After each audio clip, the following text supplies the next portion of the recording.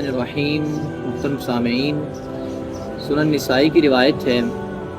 सैयदना अब्दुल्लाह इब्न उमर रज़ी अल्लाह तआला अन्हु बयान करते हैं, महबूब पैगम्बर ने फरमाया, 3 शख्स ऐसे हैं कि जो कभी भी जन्नत के अंदर नहीं जाएंगे। उनमें से एक शख्स वो है जो दयूस है। महबूब पैगम्बर से पूछा गया कि अल्लाह के नबी, दयूस किसे कहा जाता है? अल्लाह के नबी फरमाते हैं, दयूस उस शख्स को कहा जाता है कि जिसके अहलो अयाल के पास, जिसके घर वालों के पास कोई भी आए और उसे पता ना हो, यानी कि जिसकी बहन, जिसकी बेटी, जिसकी बीवी या जिसकी माँ, उसके घर में से कोई भी औरत हो और वो बेपर्दा और बेहया हो और उस शख्स को इस बात का इल्म भी हो, इसके बावजूद भी वो उसे ना रोके, उसे दयूस कहा जाता है।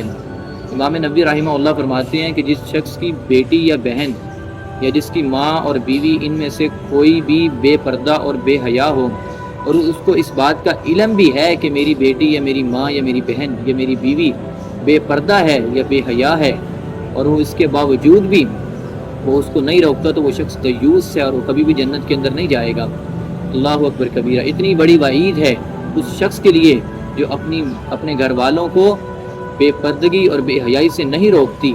आज आप देख लीजिए, हमारे यहाँ कितने ही ऐसे लोग हैं कि जिनकी माएँ बहनें, जिनकी बेटियाँ और जिनकी बीवियाँ बेहया और बेपर्दा हो चुकी हैं। बेहया बेपर्दा बाज़ारों के अंदर गुलछड़े उड़ा रही होती हैं। ये इस कदर वाईद की बात है, लेकिन हमें उस चीज़ की कोई परवाह ही नहीं होती। हज़रत इमाम इब्न हजर अल अस्कलानी शरह फतुल बारी के अंदर लिखते हैं कि जिस शख्स की गैरत ख़त्म हो जाती है वो फिर ये मामला करता है, और अल-गैरतु मिनल ईमान, गैरत ईमान का हिस्सा है, और जिस शख्स की गैरत ख़त्म हो जाए वो शख्स फिर दयूस बन जाता है।